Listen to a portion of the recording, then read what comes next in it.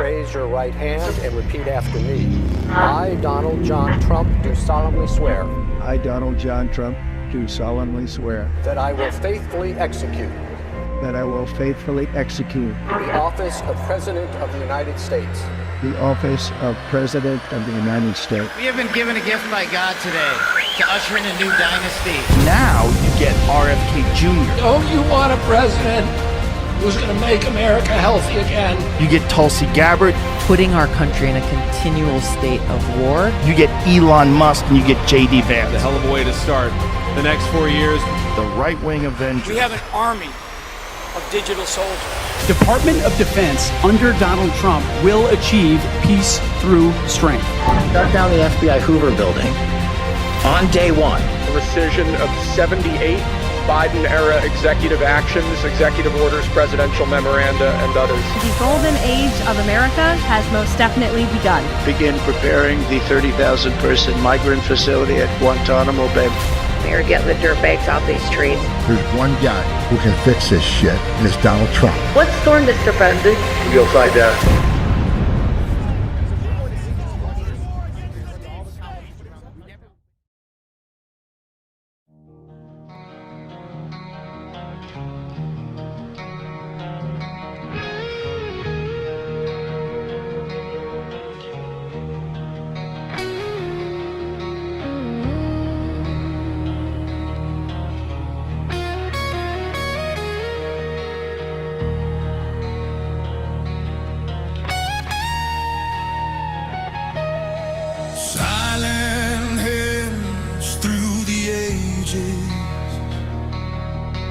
Guarding light in secret places, betrayed, broken, torn apart. Still the vow burns in the heart. Hidden voices, quiet prayer, scattered seeds still waiting there. In the shadows, time stood still, but the mission holds it always will.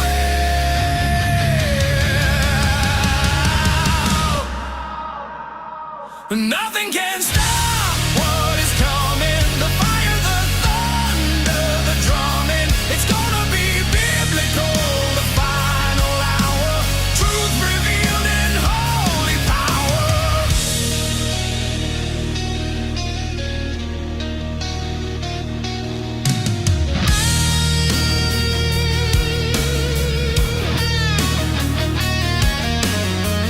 Through the decades they were called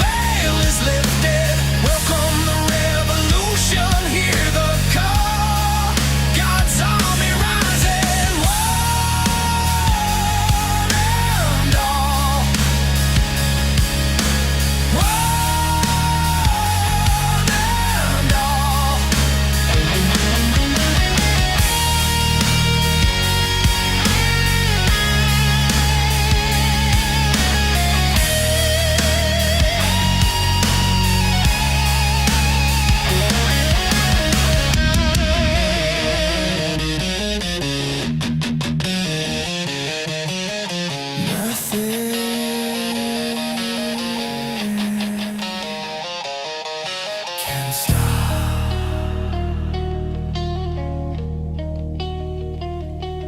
is coming?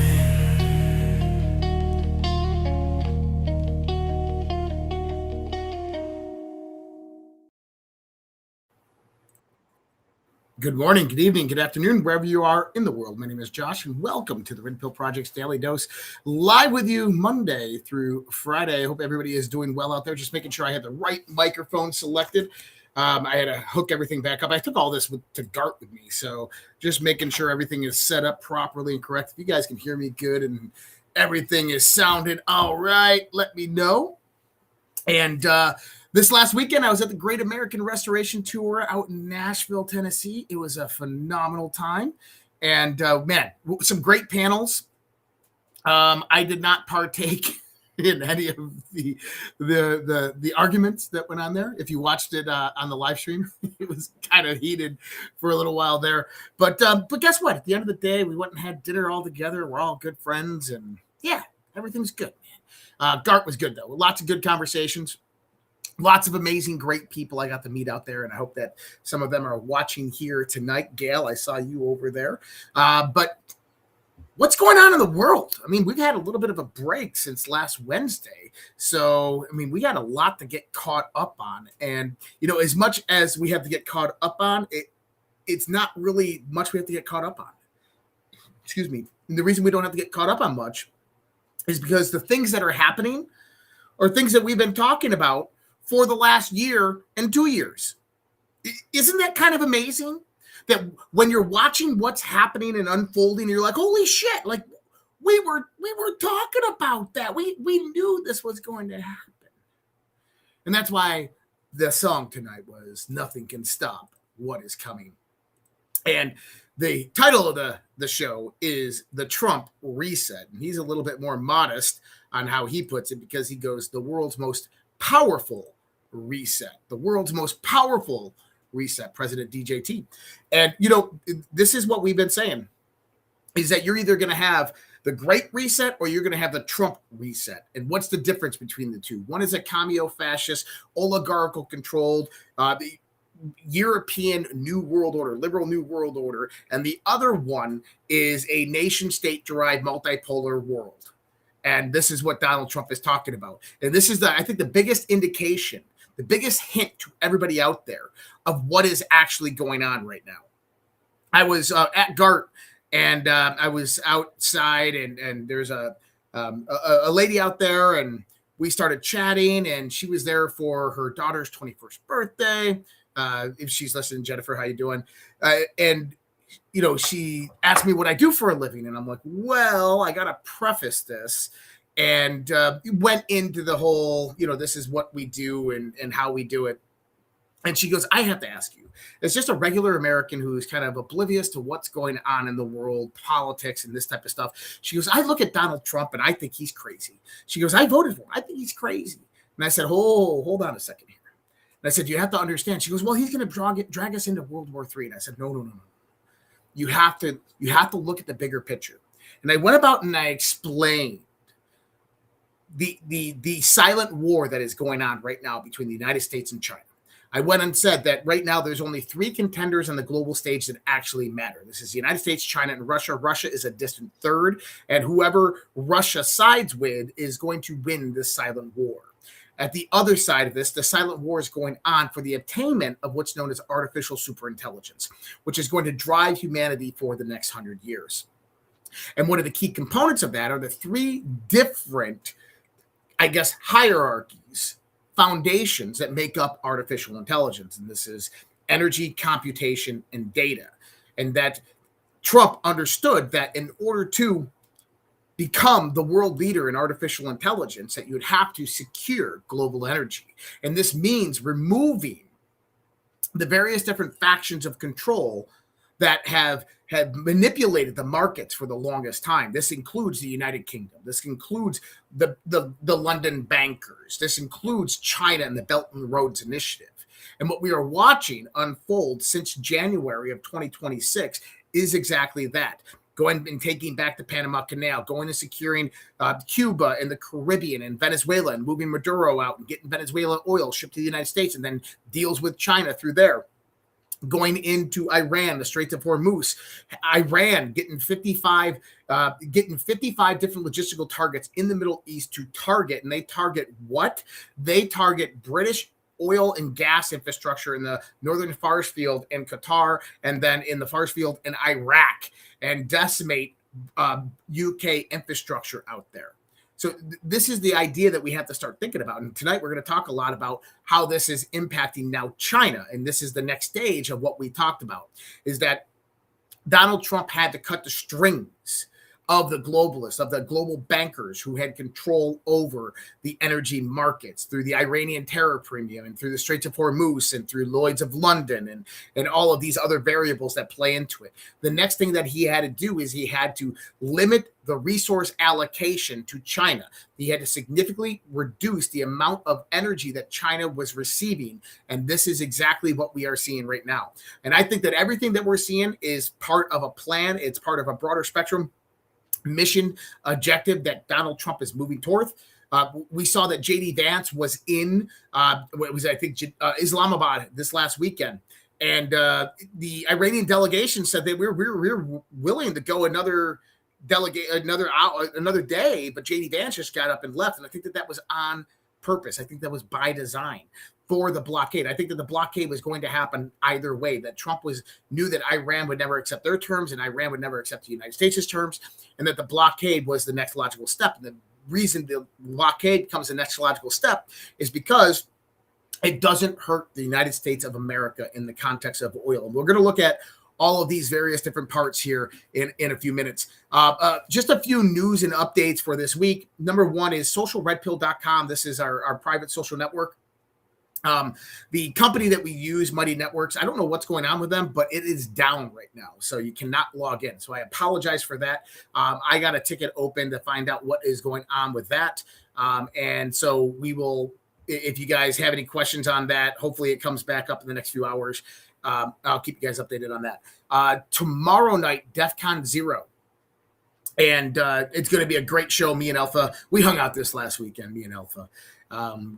And good dude, man. Good dude. So me and Alpha tomorrow night, DEF CON 0, and then regular schedule for the rest of the week. So Thursday night, the OG show, Overwatch and The Guardian, Daily Dose, Monday through Friday. And then I believe there's going to be a Conversations on the Fringe on Friday. And then we have the Quantum Biology show on Saturday. Excuse me. And then back with Q After Hours on Sunday. There is another Great American Restoration Tour coming up. Tickets are not on sale. They will be on sale here in about a week or two. And that is going to be in Deadwood. So if you guys are close by to that, I hope to see you there. And I might have some other events coming up here in the near future, and I'll keep you guys apprised of what is coming. Going into the news, we're going to get into the news here in a second. Let's do a quick transition. And we're going to bring Gabe in, our favorite GOODBRU guy, Gabe. Gabe, what's up, man? Hey, Josh. Well, it's going well, man. You got to let me know about these restoration tour things. I'll try to get to one of them. So there's one in Deadwood. So that'd be great to see all you guys in person. So yeah, man, we'll get you out to Deadwood. That'd be great. We should do that. Yeah, let's do it. Yeah, so thanks, to all the audience for really going for the Easter special. We kept it going a little bit longer because people had asked for us to, so that finally ended. And but you can always get a great deal with the 3-pack if you're really using the product. That's the best deal, and it's always there and always available. And of course, we always keep the large price well, so people can reorder that one and keep it into their routine. We've got some good testimonials. I had a great testimonial from a physical fitness person, and he was like, yeah, I've tried everything. And he said, by far, this is the best symbiotic that he's tried. And I'm not sure if he was one of your listeners or not, but we just keep getting these great testimonials. But the biggest thing is the reorders, and that tells the story more than anything. So people reordering the product and ordering more of it. So we really appreciate that. And of course, the news keeps coming out more and more about how these interconnections of all the gut and the health and in so many different ways. we got the people that use our product who have these, great results with things that have been bothering them for years, like acid reflux and chronic constipation. But also keep in mind that these things have all been on the rise dramatically over the last couple of decades. And one of the really interesting statistics for obesity, for example, was in 1990, it was 12% of the U.S. population. And by 2010, it was over 30%. So in 20 years of one generation saw, obesity go from 12% to over 30%. And this is all related to this barrage of insults that we're doing to our body with medications and preservatives and processed foods and all of these things. But it all kind of really ends up tying back to the gut microbiome. So, either because the gut microbiome is affected, very directly, or because of the metabolites or the things that the microbiome is supposed to do to break down certain other elements like toxins. And one of the interesting ones, because I was talking to your friend Rob, and he asked me some questions about autism and why so many people like on the spectrum and these different, and there's many different correlations here. But there's going to be two I'm just going to mention because they're connections I've made through my reading. And I haven't really heard them explained this way very much out in the public or at all. But I think we talked about it once on this show. Was like Tylenol, is being related to autism. But what a lot of people probably don't know is that it's your gut microbiome, and they know this. They know that if you're missing certain microbes that metabolize Tylenol, that makes Tylenol much more toxic. So if you can imagine having, a procedure or on top of a vaccine or antibiotics that kill your microbiome, especially an infant or a toddler at the time that they're also taking Tylenol, or likewise the mother taking Tylenol while she's also getting antibiotics or something along those lines, making the Tylenol much more toxic and much more difficult for the liver to break down. And it's done by the microbiome. Another interesting one, I was just reading about how they're connecting now cancer to the brain. And so the cancer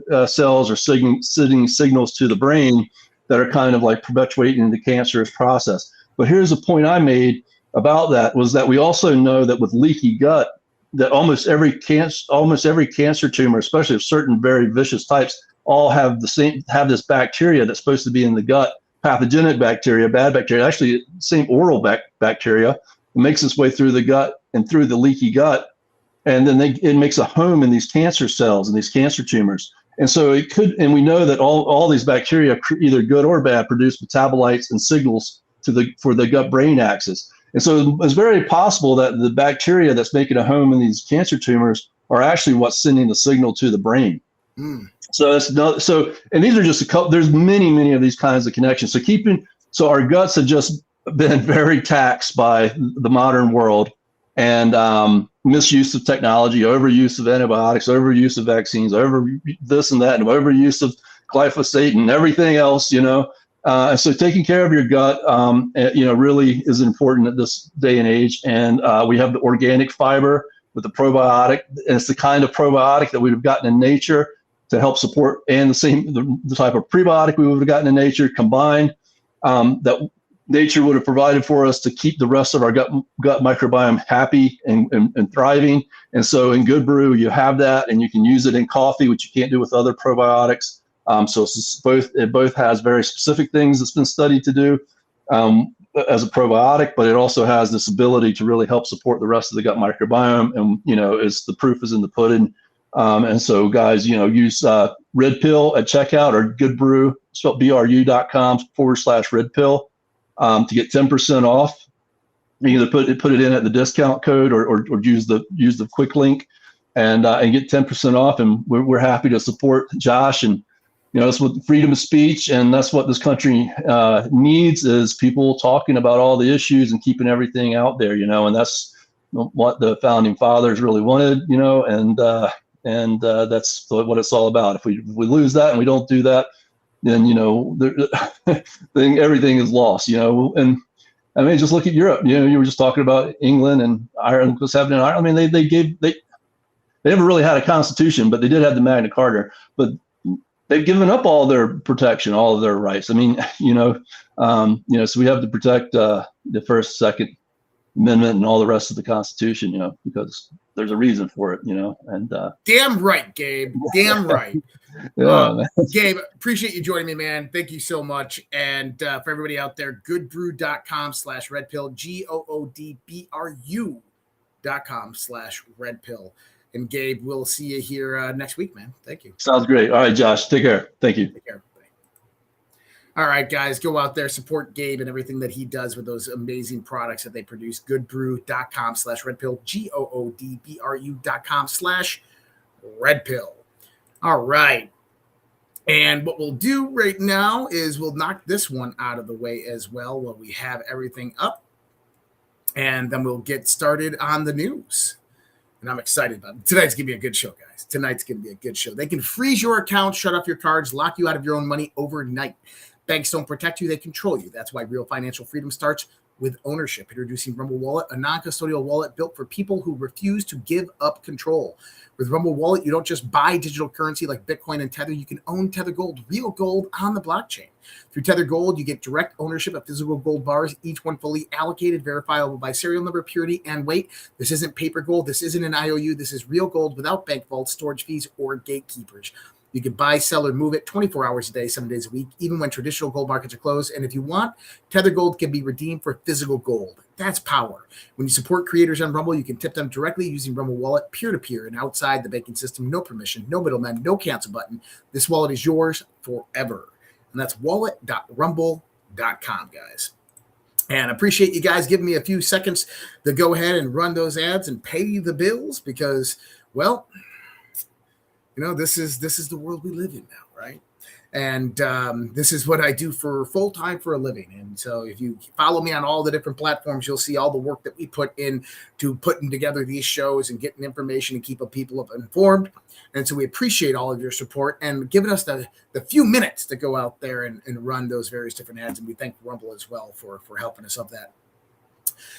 John Solomon believes that Todd Blanche is going to be the next attorney general. And I liked it when it was Lee Zeldin. I'm not so fond of it being potentially Todd Blanche. Let's listen to what John Solomon has to say. Real quickly, you dropped a bomb on us. Todd, you think tomorrow Todd will be designated as the attorney general? Will go as early as tomorrow. I do. John Solomon, where do another bombshell? Yeah, just real quickly. I think Todd really gets the conspiracy case. I think he understands it. I think Pam struggled with it. I think Todd really gets it. I think you'll see an acceleration of what's going on, and there'll be some satisfaction knowing that there's real activity, meaningful actions being taken. That there's a great relationship between him and Kash Patel. The prosecutors in Florida are in lockstep. They've been working this since October really aggressively. I think it'll be a good thing after a decade of frustration. I think those on the conservative side who want some accountability are going to see a machinery capable of delivering it for the first time. Wow. Well, I trust John Solomon, and he said some very interesting words there that Pam Bondi didn't understand the conspiracy case that much, but Todd Blanche understands it through and through, partly because he lived it. He was a part of the Mar-a-Lago case and the New York case and President Trump's attorney. And so fingers crossed that if Todd Blanche does come in, that he moves forward with arrest and with accountability, because that is exactly what we need right now. And I also look at it as, I look at Pam Bondi as controlled opposition. And, this is interesting when we'll get into the Swalwell stuff here too. And I'll bring that part up because there was a rumor going around that she was associated with Swalwell in some way, shape, or form. So, well, let's just bring it up right now. According to Polymarket, multiple Congress people are projected to resign this week. So TMZ apparently has opened a DC office because they got word that massive amounts of congressmen are going to be accused of sexual assault over the course of the next few weeks. And so far, we're seeing this happen. Eric Swalwell, yes, Fang Swalwell, has officially resigned from Congress and dropped out of the California governor's race. Now, the question becomes, what is the reason for this attack on Swalwell? Was this the Democrats? Was this Trump and his team? Was it the Republicans? Now, initially, when this started happening, I firmly believed that this was the Democrats, just because if you watched, the Democrats were the ones that led the charge prior to any video evidence coming out. And it was like syncopated. It was the California Department of Education or California Teachers Association. It was Adam Schiff. All these people immediately pulled away from Swalwell right when the investigation was announced. And then a video dropped and he was forced to resign, right? So first we had Swalwell. And then today, Representative Tony Gonzalez is leaving Congress after admitting an affair with a staffer who later died of suicide. So that's 2 in just 3 days. Are there more coming? I believe there are more coming, and this is what I'm going to kind of throw this around. I think Swalwell was Trump. I really do think Swalwell was Trump. And this is interesting because you get, what's his name, Jim Hilton or whoever's running as a Republican in California governor's race, skyrocketing. So potentially California could see a Republican governor. That's pretty huge. But also, this is what we've said. Remember when they said that the Epstein stuff was over and done with and that's it? And I came out and I said, well, the closer we begin to move to summer, you're going to start to see information begin to come out. And the information will be Epstein-related stuff that's going to come out about certain congressmen, and they're going to be forced to resign. Now you got Tony Gonzalez, you got Swalwell. Who's next? This is going to be really, and here's the thing. You're probably going to see Republicans within this. And I do believe that this is not the Trump administration, but this is the people behind the scenes, the operation that is bringing this to the surface. Why? Because right now they need to clear the field for the midterms. Do I believe that the midterms are going to be stolen? I don't think there's a chance in hell the midterms are going to be stolen. What do I suspect is going to happen in the midterms? I think that the field is going to be cleaned of corruption by the time that even happens. I'm hoping at least. People like Adam Schiff are going to be removed from their position, are going to be forced in the resign. Swalwell, Gonzalez resigned. We're going to see more over the course of the next few weeks and few months. Now, Edison Research found that Dominion switched up to over 435,000 votes from Trump to Biden. They also found a total of 2.7 million votes deleted, including over 1 million in Pennsylvania alone. And this is what I want you to, like, we've been waiting for this for a long time, right? Right? We've been waiting for all of this for a very, very long time. And we're sitting here like, where's the accountability? Where's the prosecutions? Timing is everything with this stuff.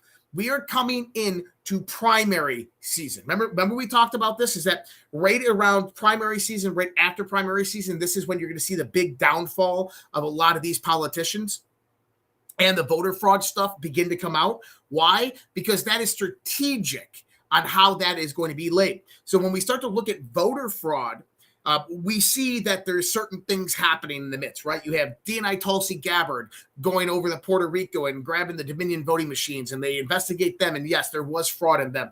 This allows them to go out there and begin requesting documentation from Georgia. Georgia declines. And then the FBI serves a warrant out there where DNI Tulsi Gabbard is there. Well, why was DNI Tulsi Gabbard there? Because there was foreign intelligence operations present within the information that they had in some way, shape, or form. So you have that. And then you have Arizona. You have the subpoenas for the information from Arizona. Next is going to be Pennsylvania, probably Colorado. This is going to be cascading over the course of the next few months. So what we're about to see is, remember how the Trump administration, the pattern that they've been doing. Number one is they lay a foundation for information. They put it out there. Hey, this is what's going on. Declassification. Here's some information. Here's some evidence. Here's a study done. This is what this revealed. And then you start to see small little, subpoenas here, and you see an FBI raid here, and then you see prosecutions begin to come up after all of this. And so we're in the point where we're about to see all of this unfold over the course of the next few months. And I think a lot of the voting stuff is going to happen right before the midterms. Election systems across the U.S. are found to have deleted millions of votes cast for President Trump.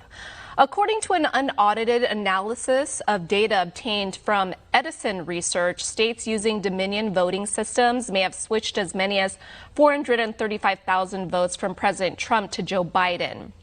Now, the author also finds another 2.7 million Trump votes appear to have been deleted by Dominion, including almost 1 million votes in Pennsylvania. And we're called conspiracy theorists during the 2020 election because we notice things that are highly improbable that happen, and we get deleted off of all of social media because of it. But yet, 6 years later, we're vindicated. It's an amazing time to be alive, guys. Don't sit there and tell me nothing's happening. Don't sit there and tell me that there is no plan, nothing's happening, that the world is controlled by Zionists. I saw that one. The world is not controlled by Zionists. Marvel, cool. I appreciate it. Why vote Zionist or Zionist illusion of choice? I disagree, man. I disagree. Do the Zionists have? So number one is let's get our terminologies correct, because we generalize a lot here in the United States of America. We'll say Israel controls the world, or the Zionists have control over this. That's not really the truth. When you start to look at Donald Trump and campaign contributions to Donald Trump, Elon Musk was the number one donor to Donald Trump with 34% of all total donations. You have Timothy Mellon of the Mellon family was the second wealthiest donor to donate to Donald Trump. And then you have Miriam Adelson at less than, I think, 16% of his actual donations that came in. When you start to look at the various different types of AIPAC and Zionist influence within politics, that is concerning. I agree. It is very, very concerning. But it's also concerning when I see China, when I see, other countries that have massive amounts of influence. From 2000 into 2016, it was England, it was the European nations and China that have massive influence within the United States of America. It was only recently that the so-called, I call them the American Jewish Mafia, right? The AJM, the American Jewish Mafia, that they have massive influence. And this is why you see what Netanyahu is doing in the Middle East in trying to test Trump's temperament, if you want to look at it like that. So my thoughts are is that, yes, Israel or the American Jewish Mafia does have a lot of control in American politics. Not going to lie about that. Does it need to be addressed? Yes, it absolutely needs to be addressed. Should we get rid of congressmen that have dual citizenship? Yeah, you should not be able to have dual citizenship and be a congressman. Should we get rid of AIPAC? Should AIPAC have to register as under FARA, as a foreign agent? Yes, they absolutely should. But here's a better solution. How about we get rid of the fucking lobby altogether? Just get rid of the lobby. So this is something that I talked about this last weekend, and I'll talk about it right here. Because we always talk about, Israel's influence in Washington, D.C., or, big tech, big pharma, and big banks spend 10 to 50 times more money in the lobby than Israel. Just saying. No, that's fake news. Trump is a Zionist. He did convert to Judaism. There is zero evidence substantiating that. But going into the same perspective, there's a fourth branch of government. The fourth branch of government is the lobby, the special interest, the foreign interests that have massive amounts of money.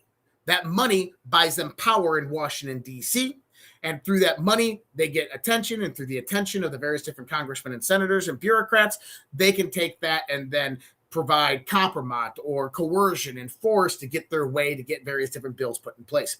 But that fourth branch of government is two-sided. There's also the people. in there. The problem is that the people have lost the ability to speak in unison. The people have lost their capabilities to go out there and really control their government through their words because, well, the system has been eroded down over the course of the last 100 years.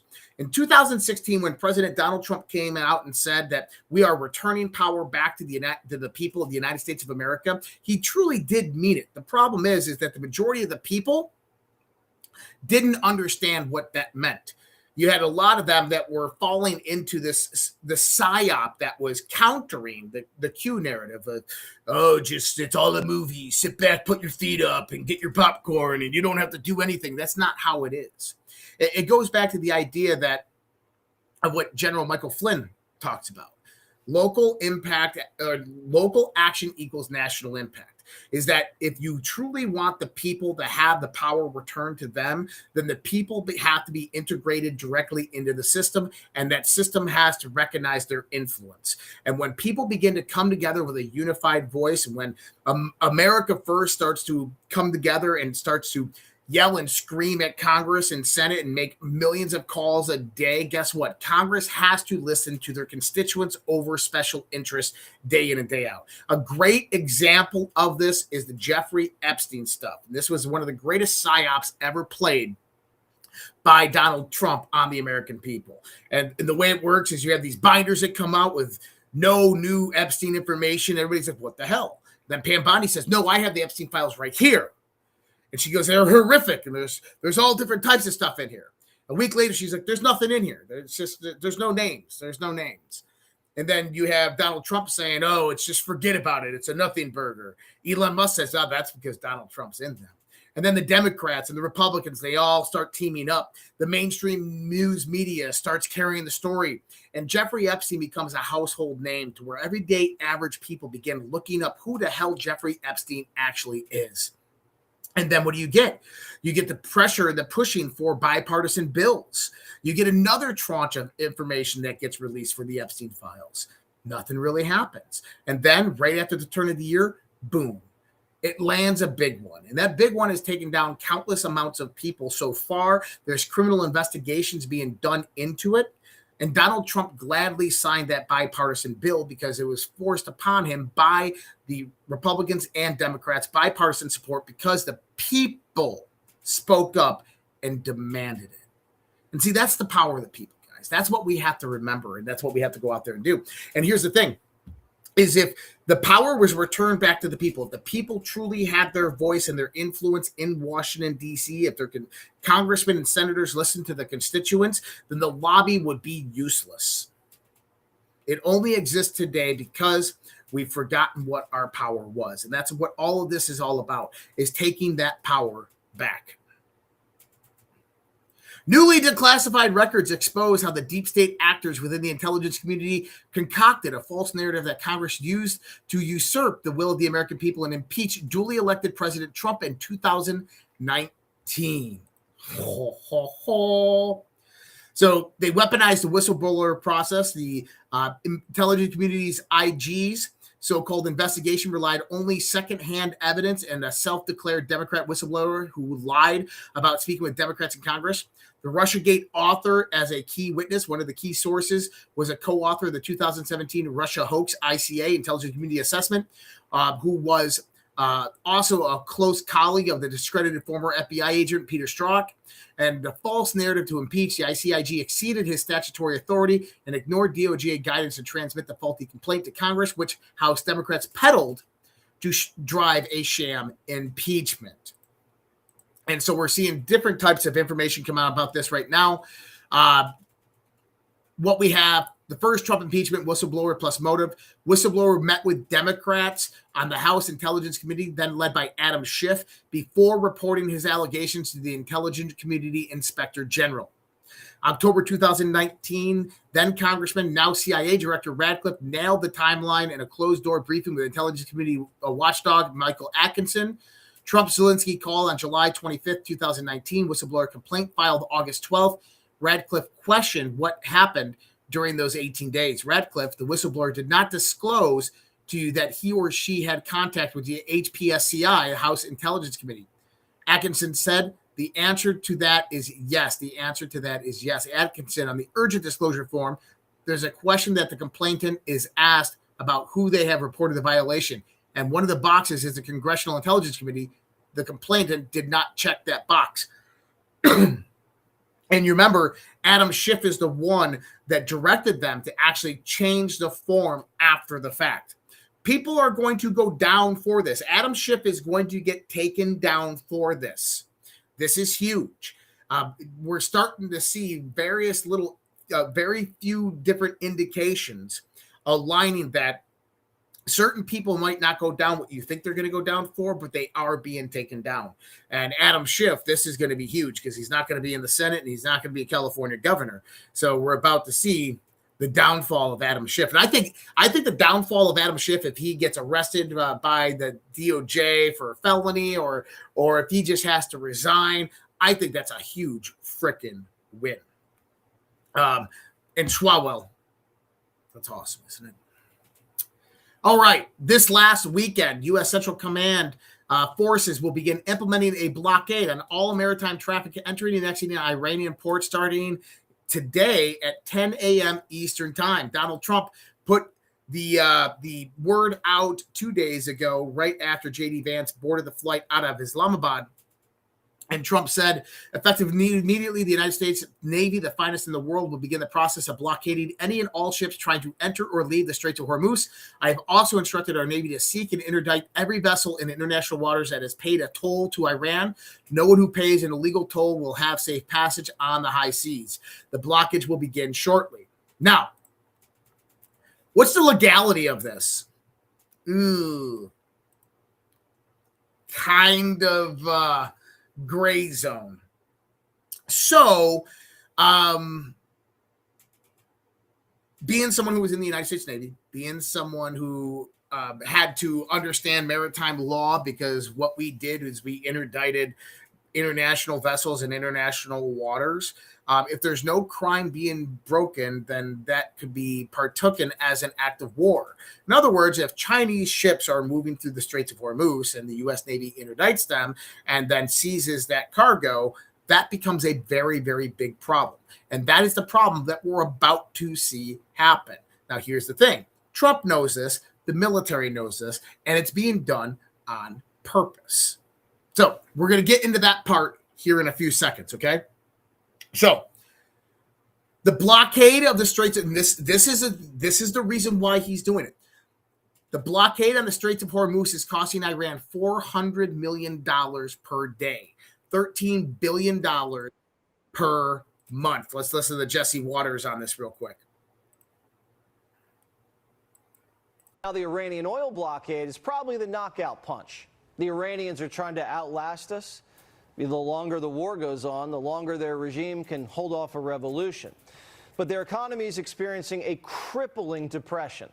This blockade's costing the regime almost $400 million a day. That's $13 billion a month. Plus, the Iranians can only store oil for about 2 weeks before they have to start shutting off wells. The Iranians can't outlast us. The world's turning to us for energy. Over 120 empty oil tankers are on their way to the Gulf of America.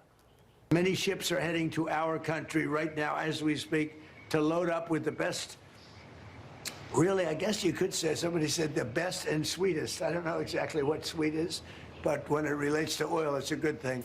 But they're coming to our country right now. There are many boats coming to our country. So there's multifaceted here. Number one is the economic impact on Iran. That is paramount because that is trying to force them into a deal to where Donald Trump, the United States military, are going to control some level of access into the Strait of Hormuz or negate Iranians' control and authority over the Strait of Hormuz. And that's actually the biggest part that they're trying to do. Then you have the second part of this, the empty tankers that are heading towards the Gulf of America. Now, isn't it interesting? It's called the Gulf of America, and that's what Donald Trump changed last year. And it's like almost an anticipation for this. So, Gulf of America to load up on U.S. and Venezuelan oil. Wait a minute here. Venezuela used to be under sanctions, and their oil was kind of traded under U.S. sanctions and Western sanctions, so they weren't really counted within the global framework of oil movements, only the China and in various different European countries. But now that oil is flowing into the southern states of the United States of America, right after this occurred is when Donald Trump goes into Iran. And what's he doing? He's easing the supply chain with Venezuelan oil right now. Isn't that interesting? And this is almost like forced cooperation, if you want to look at it like this. Hey, all these countries that are getting oil from Iran or from the Straits of Hormuz, and you can't get it right now, well, guess what? You can come get it from the United States of America, and we got a massive amount of supply. Saudi Arabia fully restores the east-west oil pipeline, bypassing the Straits of Hormuz and pumping 7 million barrels per day. See? For the last year and a half, Saudi Arabia has been getting the east-west pipeline operational. Why? It was almost like they knew that this was going to happen. Yeah, everything that you've seen over the course of the last year or two has been in preparation for what is going on right now. The renaming of the Gulf of Mexico to the Gulf of America. Donald Trump did that on purpose. The Alaska summit, Vladimir Putin and Donald Trump having discussions and talks about oil exploration in the Arctic. The day after this, Vladimir Putin orders Arctic LNG to take millions of barrels of gas and oil and put them out to sea with no contract and no buyers. Then when the Iran war begins, on the second day, Scott Bessent, Secretary of Treasury, relinquishes various different Russian sanctions, primarily on ocean-borne oil, allowing it to flow back in the market, easing and bringing down the price. Saudi Arabia, they go out, repair and fix up and make operational the east to west pipeline to flow oil away from the Straits of Hormuz to get it out and still supply the countries that need it. Then you have Venezuela that comes about. All of this was anticipation for what is to come right now. And we're seeing it unfold. So this is huge. But you have to understand why Iran is happening. So Mario put this out there, and I thought it was a decent post. I don't agree with everything he says in here, but I think it's well enough to go into the next part because this is the next level of focus of kind of where this is all headed and where this is all going and what we need to understand about everything that is occurring right now. Mario says the U.S., this started as the U.S. versus Iran, and it's slowly turned into the U.S. versus China situation, and that's where things get risky. No, Mario, it's not where it gets risky. This is exactly where Donald Trump wanted it to go. This is what this has been about since the beginning. Follow the oil, and it makes sense. China depends on the Hormuz for 40% of its oil and 30% of its LNG, so it's not just sitting back. They're already sent warships to Djibouti, parked destroyers near Oman, did drills with Iran and Russia, and are now openly saying their ships move freely there. At the same time, cargo planes are reportedly landed in Tehran during the ceasefire. Third one already. Iran is giving China friendly access to Hormuz. China keeps buying its oil, and there's growing talk of weapons and dual-use technology moving through the back channels. Now, here's where it gets tense. U.S. blockade targets ships going in and out of the Iranian ports, but China is basically saying its ships are off limits. That puts China's tankers and U.S. Navy inspections on a direct collision path. Ha-ha. And it doesn't even take much. One boarding, one standoff, one stop, and things can escalate very fast. This isn't just about Iran anymore. China has ships in the region, surveillance watching everything, and an economy that can't function without Gulf oil. Well, they can. They just have to buy it from the Gulf of America. Oh. So every move against Iran hits China too, and every Chinese move raises its stakes. Iran knows exactly what it's doing here. The more China gets involved, the harder it becomes for the U.S. to pressure Iran without opening a much bigger problem. Bullshit. This is the exact problem that Donald Trump wanted to force, and I'm going to explain this here in a second. So what started as a regional conflict is slowly turning into something more global, and Hormuz is right at the center of it all. He's absolutely right. And let's look at some of the data for this. China has a massive economic exposure in the Middle East. China has spent over $269 billion on investments and construction contracts across the Middle East since 2005. Saudi Arabia is the largest recipient of $82 billion, followed by UAE, $48 billion, and Iraq of $40 billion. Furthermore, China investments in construction contracts in Iran have reached $25 billion.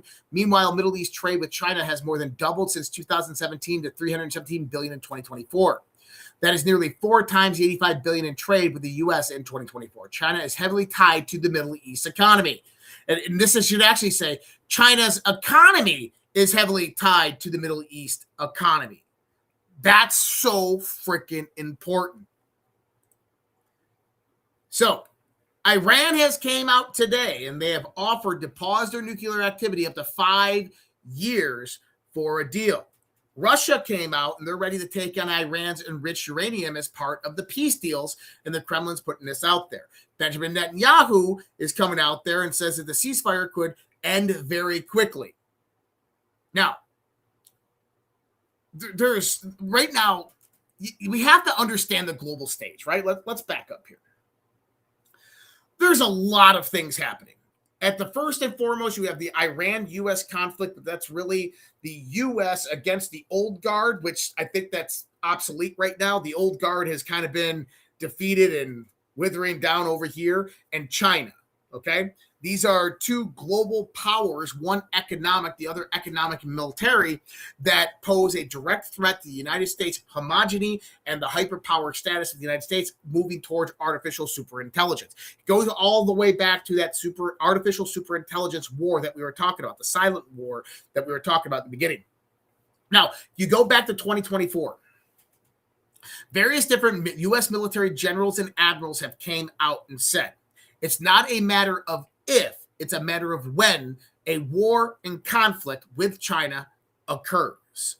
Now, if you're Donald Trump, the United States military, people like General Dan Kane, and you're watching China progress technologically at 10 times the speed that you are, they were on the verge of artificial superintelligence until this energy war came about.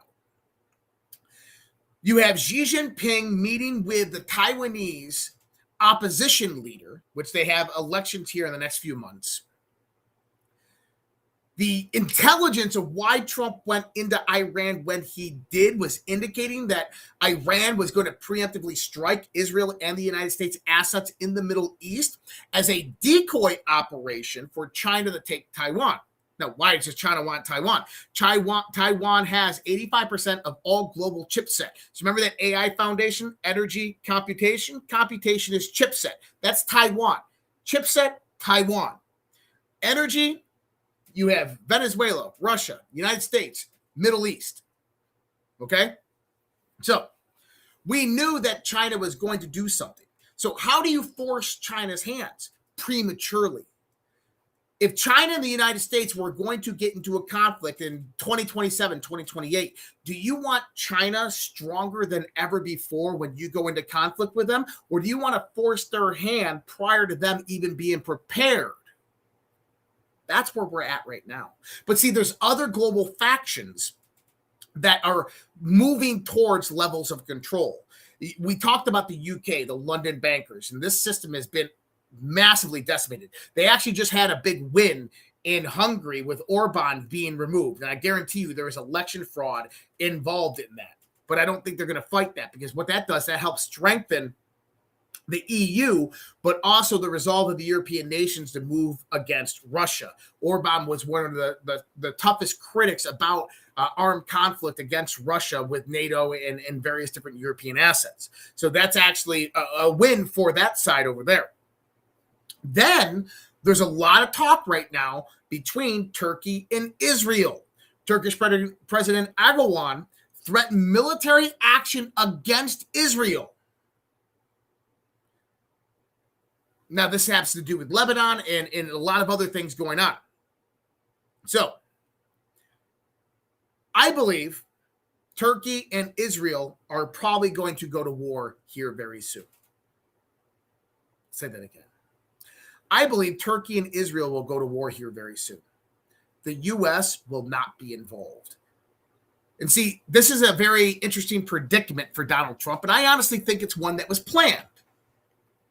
Turkey is a NATO member. Anytime that a NATO member is attacked, you have what's called Article 5. Article 5 means that other NATO member nation states have to help to defend that NATO member, i.e. the U.S. would have to help defend Turkey. But the U.S. has a defense cooperation agreement with Israel. So if Israel and Turkey go to war, the United States has to stay neutral. Here's the thing. Israel cannot handle a war with Turkey. They cannot handle a multi-fronted war in southern. They cannot maintain the land grab, which they've done in Lebanon. They cannot fight off the Houthis and Hezbollah, add a war in with Turkey, and then potential even more conflict with Iran. That's it. They're over. Remember what we talked about strategically with the Middle East and how Donald Trump was setting up this chessboard. You had Qatar and UAE and Saudi Arabia and defense cooperation agreements and pacts, which basically means that we're in defense alliances with these countries and we give them billions upon hundreds of billions of dollars of military technology. About 4 months ago, Donald Trump went into a defense cooperation agreement with Turkey as well. Remember when Donald Trump was negotiating the board of peace for Gaza? And by the way, for everybody like there, Donald Trump's controlled by Israel. Israel would never allow for a two-state solution in Gaza. And guess what you're getting? A two-state solution because of Donald Trump. But Jared Kushner's going to go in there and build it all up with Qatari money. Yeah, think about what you just said right there. And there's a good reason why all that's happening, because when you have massive amounts of infrastructure being funded by foreign investment, bombs don't drop on new infrastructure. But there's something else going on here of what people really aren't seeing. So going back in there, but remember with Turkey was going to be on the international security force that was going to be the peacekeeping mission inside of Gaza, and Israel put their foot down. Instead, they came onto the board of peace, and they're kind of an intermediary that are helping the Palestinians move towards agreements. And so far, that whole agreement is still in place. Now you have Jordan and I think a few other countries. But Egypt and Turkey do not like Israel, and you can see a big conflict arise from that. Now, what would be their point of that? It goes back to what Benjamin Netanyahu said just a few weeks ago. Whenever we start to look at nation states in warfare, pull back for a minute and understand that what we're talking about is the safety and security of economies. And behind those economies are multinational conglomerates and corporations that are basically calling the shots in the context of money that they want to secure and investment infrastructure that they want to secure. So we go back to what we were talking about at the beginning of the show. Russia gave Iran 55 logistical coordinates in the Middle East to target. What did Iran target? They targeted UK infrastructure in Qatar, and they targeted UK infrastructure in Iraq. And then you had Lloyd's of London, which basically got overruled by Donald Trump. You had the Iranian terror premium absolutely removed, which basically made obsolete the Bank of London, the derivatives market, the Lloyd's of London insurance scam, and basically pushed the UK out of Middle Eastern oil, which they've controlled since the 1940s. So that was huge. But there's another player here, and that's Israel. And if you listen to what Benjamin Netanyahu said 3 weeks ago, he said that with the events over the course of the next few months, Israel is going to move into a regional superpower to a global superpower. Now, about 20 minutes later in the same speech, he says, and what we're going to do is now, by the way, this is a day after Donald Trump said the United States is going to go in and control Iranian oil. Okay? And then Israel that morning went and bombed Iranian oil fields. And Trump was like, don't do that. And then Netanyahu comes out and goes, we're going to become a regional superpower and a global superpower. Then Netanyahu says, the way we're going to do that is we're going to build a pipeline from Iran, 3,000 miles, through Israel to the Mediterranean. That way we can bypass completely the Straits of Hormuz. And you got to start asking yourself, why is Netanyahu all of a sudden talking about oil? Because behind every global leader is a multinational corporation. And see, Israel owns oil fields and barges in the Med. And that infrastructure is owned and operated by a few different companies. The biggest company, the one that has the largest ownership through Israel, is Chevron. Now, that's kind of interesting because you remember when Rick Grenell went to negotiate with Maduro and he tried to renegotiate the Chevron contract deal? And then Trump was like, don't do that. That wasn't part of all of this. And then Rick Grenell got let go from the Trump Kennedy Center.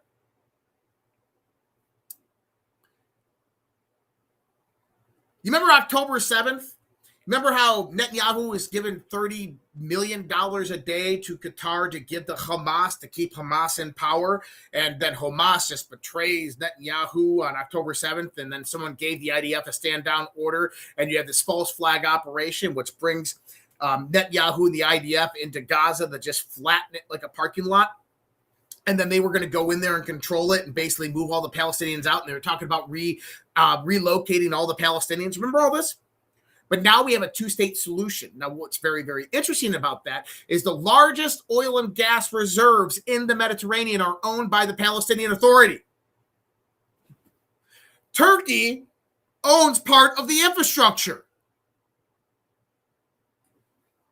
So off the coast of Gaza, there's oil rigs. The oil rigs are owned by the Palestinian Authority and Turkey and various other companies and countries. Not Israel, not Chevron. But if Israel had taken over Gaza, they would have taken over claim of all those oil rigs. Because at the end of the day, power projection right now in the world over the course of the next 20 years is going to be who controls the energy of the world, who controls the accessibility to energy and the reallocation of those resources, who holds that reallocation power. And Netanyahu is making a move. Now, Erdogan saying, no. Oh, by the way, in Lebanon, that part of Lebanon that Israel's moving into, oil and gas. And who owns a lot of that infrastructure? China. Now, Trump came out today and threatened China with a 50% tariff if it helps Iran militarily. And this is coming through various, at least through OSET channels that I'm a part of, that various different flights have touched down in Tehran from Beijing over the course of the last few days. And Iran came out today and threatened that if the U.S. Navy imposes their blockade on ships moving through the Straits of Hormuz, Iran will utilize weapons never seen before in the world on the United States. In other words, I think China's given Iran some things because, you got to remember, China is the next level step up from all of this that Donald Trump is going in to disrupt. China's defense minister just told the U.S. Navy directly, our ships are going through the strait. We have agreements with Iran, and you don't touch them. The U.S. blockade is live right now, 15 warships in position, and China just announced they're sailing through anyway. We have not seen anything come of this just yet, but as of today, the Chinese embassy in Washington, D.C. started putting up barbed wire all around their embassy. So, what are we seeing here? We're seeing the potential for a larger global conflict. And I think that Donald Trump understands exactly what's happening, and this is a play of power projection. If China respects the United, remember, he's meeting with Xi Jinping next month in China.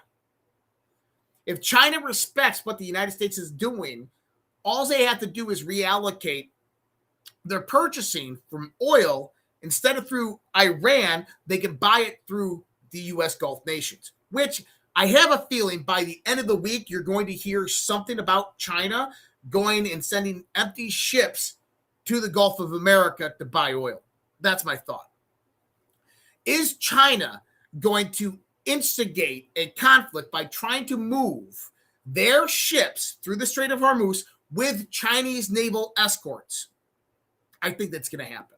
And I think that the U.S. Navy is going to get involved. And I think whatever's left of the Iranian Navy will get involved. And I think that you might even have a shit show that comes about from this. But it's going to bring all levels of talks to the table. And it hopefully will try to foment a deal from this. But it does have the ability to escalate much further beyond all of this into a global conflict. But you got to remember, what is happening right now is Donald Trump is maneuvering the chess pieces around the board to stop a World War III from actually occurring, to stop China from obtaining artificial superintelligence before the United States of America, which would ultimately bring about the United States' decline. Donald Trump is securing global energy corridors and pathways and reallocating global energy resources back to the United States of America.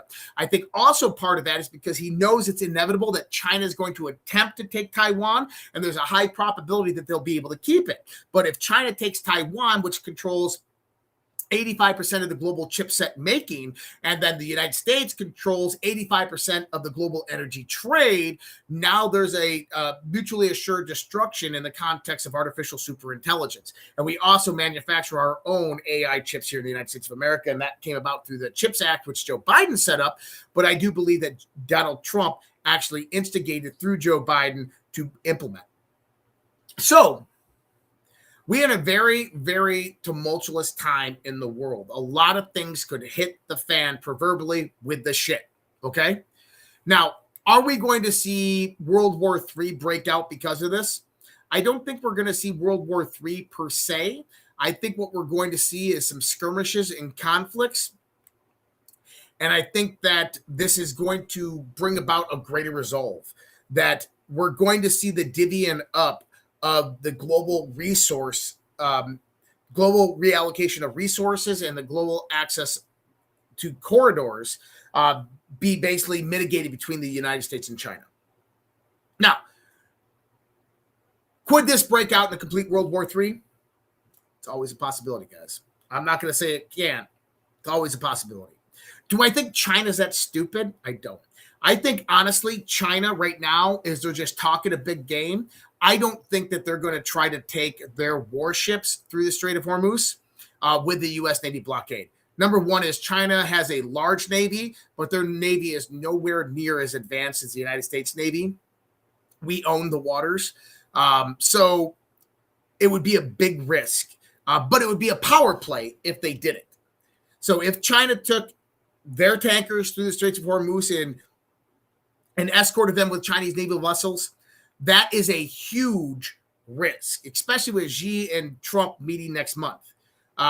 More so, what you're probably going to see is a reverting of the oil, or China just buying oil directly from the United States in the meantime. And I think a lot of this is actually meant to get China to buy U.S. oil. And I think that they're buying 235 million barrels for the next year of Venezuelan oil through the United States.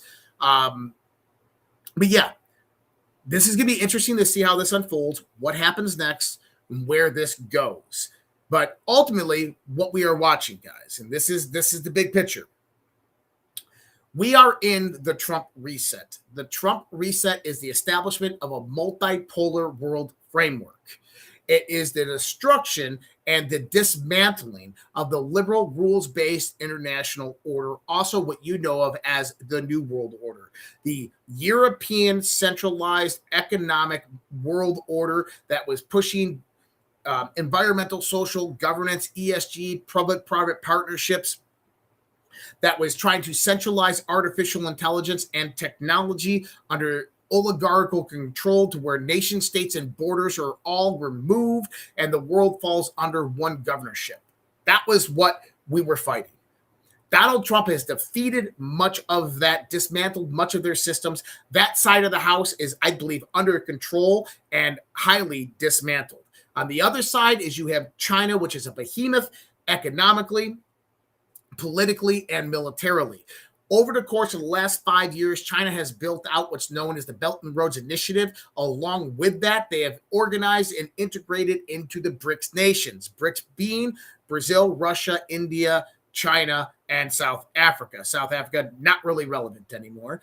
And through the Belt and Roads Initiative, they've gone out there and invested billions upon billions of dollars throughout the world, building roads, highways, infrastructure in these countries in exchange for various different mineral rights and energy deals, and accessibility to minerals and energy.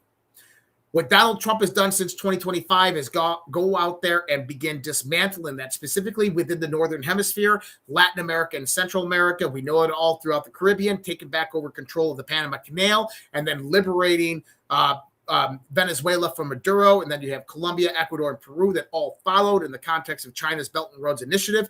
And then Brazil. Actually, Trump undermined various different European countries with mineral rights deals through Brazil.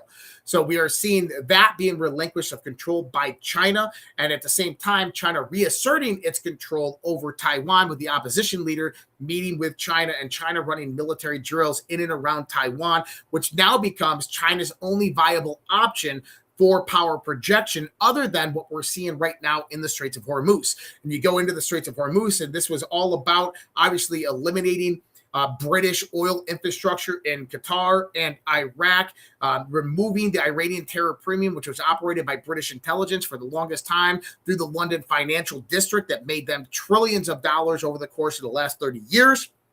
And that system is now obsolescent, and Donald Trump is trying to get a deal to where he can control that so that does not ever happen again. Now, that does benefit China in the long run, and that's why I think China potentially would stand down over the course of the next week while this kind of works itself out.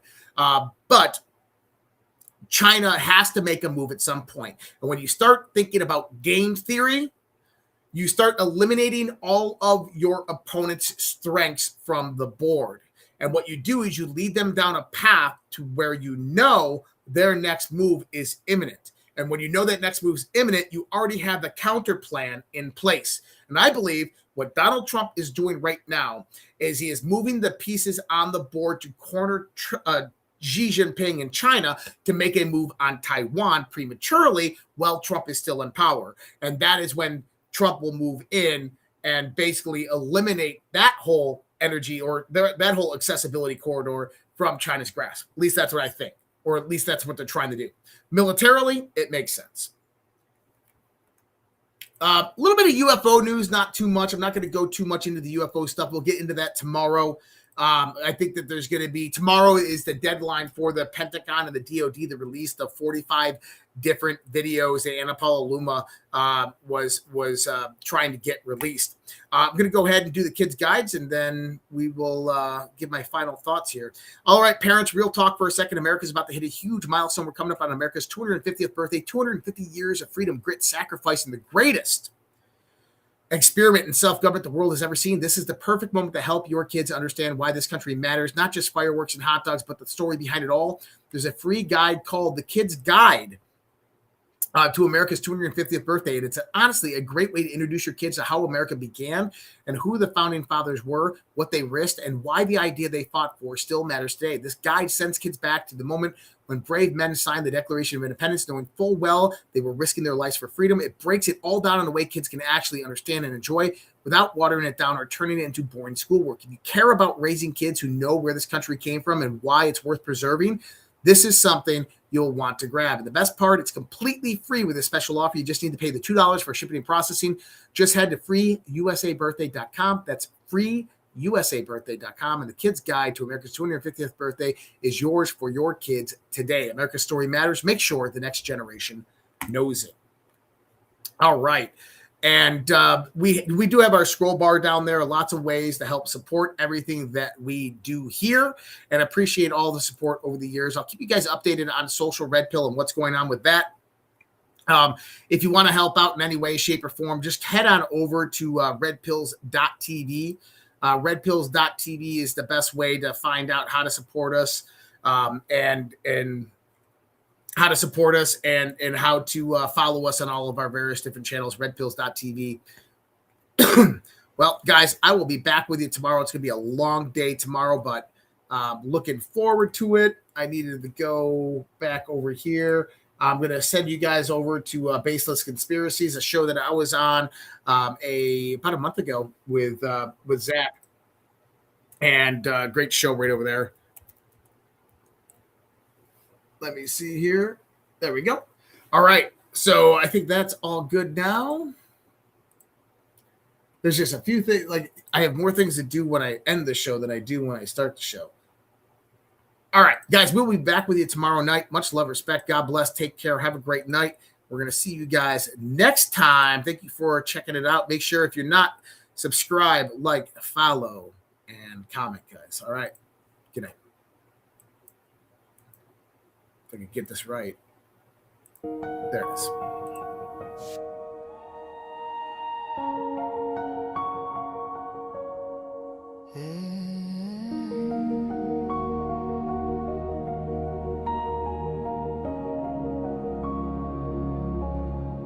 There was a time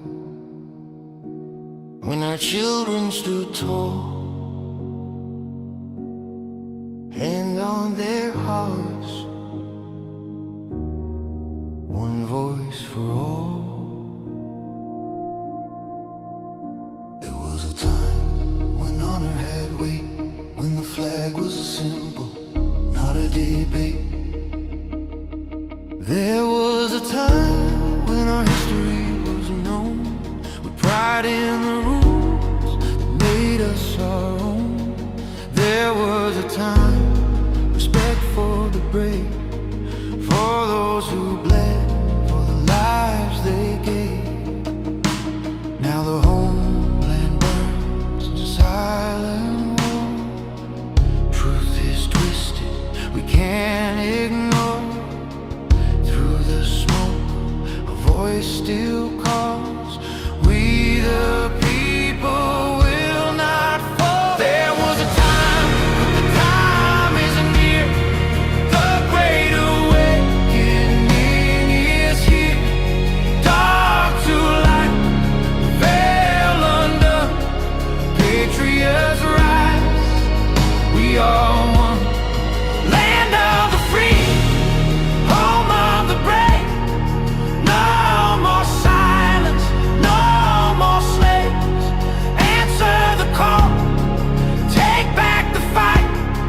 Children of freedom, stand for the light.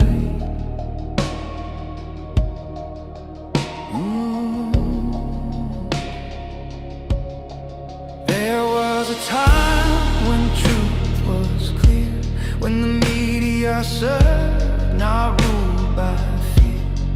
There was a time when leaders stood fast, guarding the people, defending the past. Now corruption wears a crown, lies are fed to tear us down. But Q said watch, and Q said see. The silent war will set us free.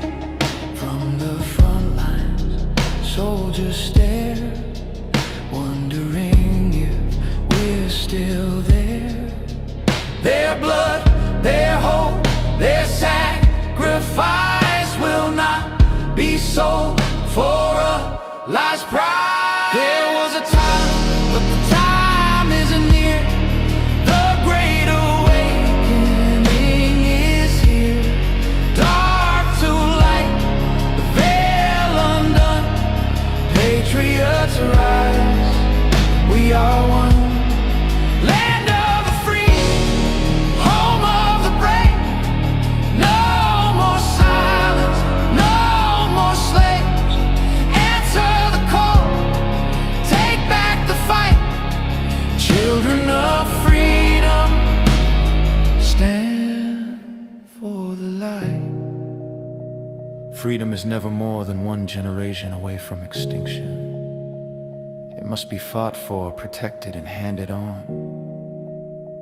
Or we will spend our sunset years telling our children what it was once like in the United States where men were free. There was a time, the time is near. The great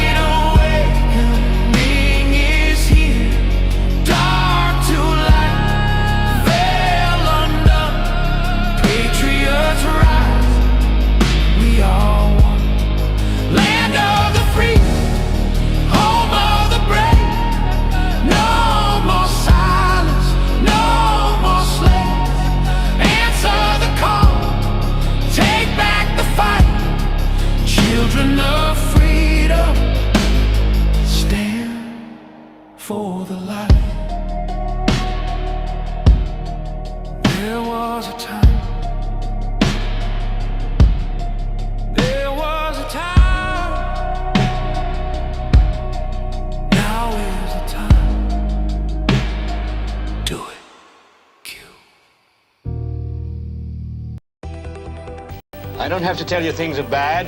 Everybody knows things are bad. The air is unfit to breathe, and our food is unfit to eat. I don't know what to do about the depression and the inflation. I want you to get mad. I have come here to chew bubblegum and kick ass.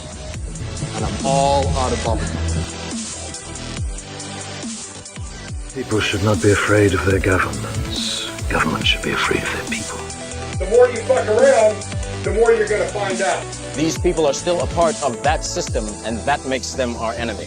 We accept the reality of the world with which we're presented. It's as simple as that. I want you to get up right now and go to the window, open it, and stick your head out and yell, I'm as mad as hell, and I'm not going to take this anymore!